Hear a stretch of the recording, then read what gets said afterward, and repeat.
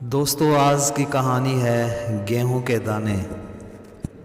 दोस्तों अकबर बीरबल के किस्से तो हमने बहुत सुने हैं और हम बीरबल की हाजिर जवाबी तथा किसी भी समस्या को हल करने की उसकी काबिलियत के बारे में वाकिफ़ हैं।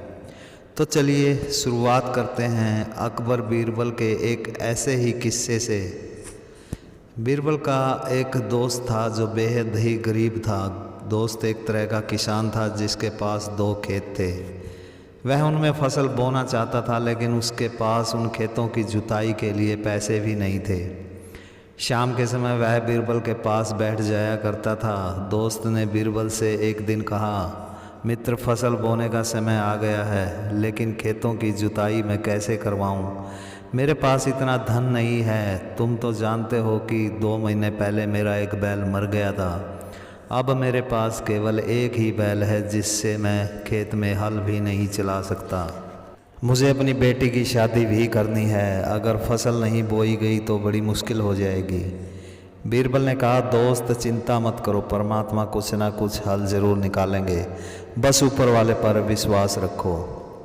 दोस्तों वीडियो को लाइक कर दीजिए, चैनल को सब्सक्राइब ज़रूर कर लीजिए। भगवान आपकी सभी मनोकामनाएं पूर्ण करेंगे।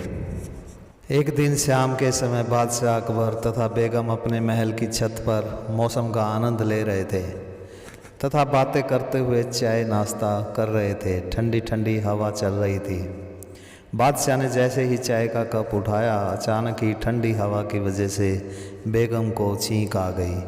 बादशाह अकबर बहुत क्रोधित हुए। उन्होंने बेगम को महल से निकलवा कर एक कोठरी में कैद करवा दिया। अकबर का गुस्सा शांत नहीं हुआ था। अगले दिन उसको सनक चढ़ी और उन्होंने पूरे दरबार को बुला लिया और कहा, मेरे दरबार में किस किस को छींक आती है वह खड़ा हो जाए। दरबारियों को मोटी पगार मिलती थी। इसके अलावा छींक के कारण बेगम को कोठरी में कैद की सज़ा भी सबको मालूम हो चुकी थी तथा सभी दरबारियों ने सोचा कि अगर हाँ भरी गई तो पता नहीं बादशाह क्या सज़ा देंगे। दरबार के बाहर बादशाह अकबर कौन सा देखने आने वाले हैं कि छींक आई थी या नहीं, और अगर बादशाह अकबर ने कोई तगड़ी सज़ा दे दी तो फिर क्या होगा। इसीलिए कोई भी दरबारी खड़ा नहीं हुआ, लेकिन बीरबल खड़ा हो गया। अकबर ने बीरबल से पूछा, बीरबल, क्या तुम्हें छींक आती है? बीरबल ने उत्तर दिया, जी जहाँपनाह, मुझे सर्दी जुकाम भी होता है और छींकें भी आती हैं। अकबर ने नाराज़ होकर कहा, बीरबल, तुम तो किसी भी काम के नहीं।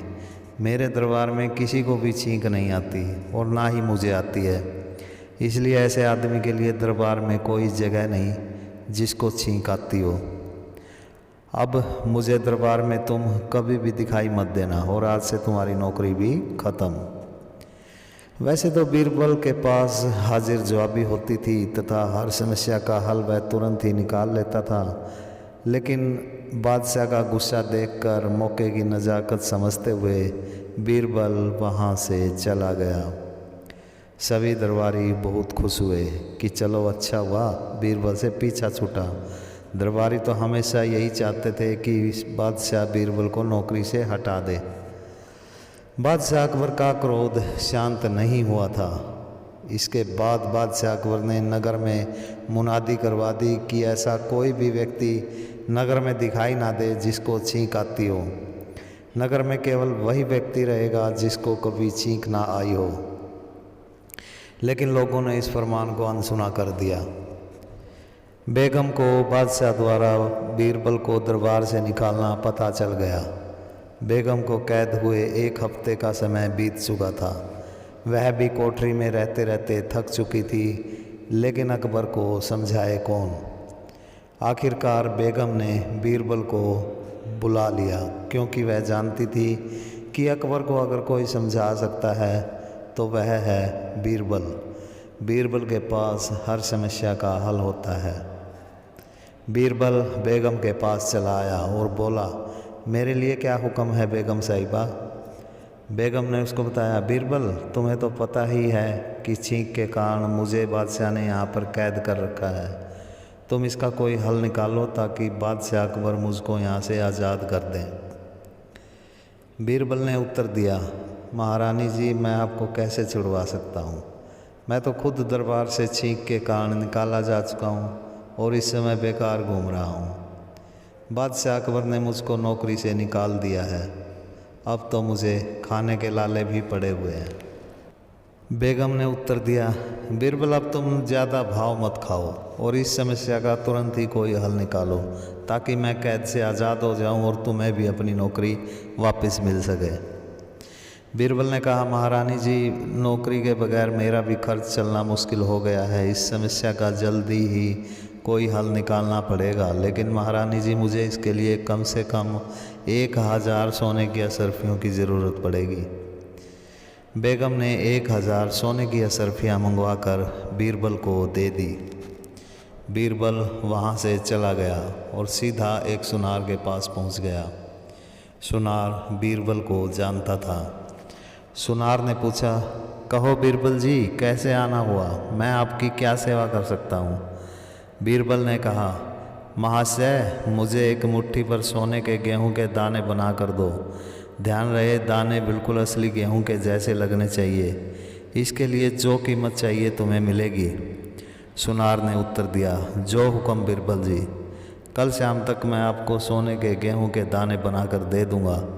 इसके लिए मुझे 200 असरफियों की ज़रूरत पड़ेगी, क्योंकि एक असरफी का एक ही दाना बनेगा। बीरबल ने कहा, कोई बात नहीं, यह असरफियाँ ले लो। बीरबल ने उसको 200 असरफियाँ दे दी। अगले दिन शाम को सुनार सोने के गेहूं बनाकर बीरबल के पास ले आया। यह बिल्कुल पके हुए असली गेहूं के दानों की तरह लग रहे थे। बीरबल ने सुनार का धन्यवाद किया। अगले दिन बीरबल ने अकबर को संदेश भिजवाया कि वे बादशाह से किसी ज़रूरी काम के सिलसिले में मिलना चाहता है। बादशाह अकबर ने बीरबल को दरबार में आने की इजाज़त दे दी। अगले दिन बीरबल गेहूं के दानों के साथ दरबार में पहुंच गया। बीरबल सोने के गेहूं बादशाह को दिखाते हुए बोला, जहां पनाह, 2 दिन पहले मेरी मुलाकात एक सिद्ध पुरुष से हुई थी और उससे मैंने बड़ी मुश्किल से यह सोने के गेहूं के दाने लिए हैं। वह इनको बेचने विदेश जा रहा था। इन गेहूं के दानों की खासियत यह है कि किसी अच्छे खेत तथा किसी विशेष व्यक्ति द्वारा बो दिए जाएं तो वहाँ पर हमेशा सोने के गेहूँ पैदा होंगे और थोड़े ही दिन में पूरा शाही खजाना सोने के गेहूँ से भर जाएगा। बादशाह ने हाथ में लेकर गेहूँ के दानों को देखा और उसका सुनहरी रंग देखकर उसको विश्वास हो गया कि बीरबल सही कह रहा है। अकबर यह भी जानता था कि बीरबल के पास इतना धन नहीं है कि वह इनको बनवा सके। बादशाह अकबर ने बीरबल को कहा, तो फिर देर की बात की है, जाओ और इनको शाही खेत में बो दो। बीरबल ने जवाब दिया, जहाँ पनाह, इतना आसान नहीं है। मुझे इसके लिए शाही खेत नहीं बल्कि किसी गरीब के विशेष खेत तैयार करवाने पड़ेंगे और इसके लिए मुझे काफ़ी सारा धन भी चाहिए। बादशाह अकबर ने कहा, ठीक है बीरबल, तुम्हें जितना धन चाहिए खजांची से ले लो। मैं तुमको ऐसा करने की मेरी तरफ से विशेष पावर देता हूँ। तुम जहाँ भी चाहोगे ट्रैक्टर चलवा सकोगे। बीरबल ने खजांची से रुपए ले लिए। वहाँ से जाकर बीरबल ने अपने दोस्त को उसकी बेटी की शादी के लिए कुछ धन दे दिया। बीरबल दोस्त से बोला, मित्र, मुझे अपने दोनों खेत सिर्फ 2 दिन के लिए दे दो, मुझे उनकी जुताई करवानी है। दोस्त ने कहा, जैसा तुम चाहो। बीरबल ने उसके खेत में ट्रैक्टर से जुताई करवा दी। कई बार ट्रैक्टर चलाया गया। खेत की मिट्टी बिल्कुल मलाई की तरह मुलायम हो गई। अगले दिन बीरबल बादशाह अकबर के पास पहुंच गया और बोला, जहां पनाह, सोने के गेहूं बोने के लिए ज़मीन तैयार कर दी गई है। आप सभी दरबारियों के साथ चलकर मुआयना कर लीजिए। दरबारी भी उत्सुक थे कि आखिरकार बीरबल ने कैसी ज़मीन तैयार करवाई है सोने के गेहूं बोने के लिए। सभी दरबारी बादशाह अकबर के साथ खेत पर आ गए। पूरे नगर में चर्चा फैल चुकी थी कि आज सोने के गेहूं बोए जाएंगे। खेत पर हजारों की भीड़ में प्रजाजन आकर खड़े हो गए। अकबर ने बीरबल से कहा, बीरबल, खेत तो अच्छी तरह तैयार करवा दिए हैं तुमने, अब जल्दी से इसमें सोने के गेहूं बो दो। बीरबल ने जवाब दिया, जहाँ पनाह, मैं इनको नहीं बो सकता। सिद्ध पुरुष की शर्त यह थी कि एक विशेष पुरुष ही इनको बो सकता है। अकबर ने बीरबल से पूछा, तो फिर वह विशेष पुरुष कौन है, उसे बुलवाओ। बीरबल ने कहा, जहाँपना इन गेहूं को केवल वही व्यक्ति बो सकता है जिसको कभी छींक ना आती हो। अगर ऐसा व्यक्ति इनको बोएगा तो ही सोने के गेहूं पैदा होंगे, अन्यथा नहीं। अकबर ने कहा, ठीक है, मेरे दरबारियों में से कोई एक इनको बो देगा, इनको किसी को भी छींक नहीं आती। अकबर ने दरबारियों से कहा, कोई एक दरबारी आगे आ जाओ और इन गेहूं को खेत में बो दो। लेकिन कोई भी दरबारी आगे नहीं आया, सब गर्दन झुकाकर वहीं खड़े रहे।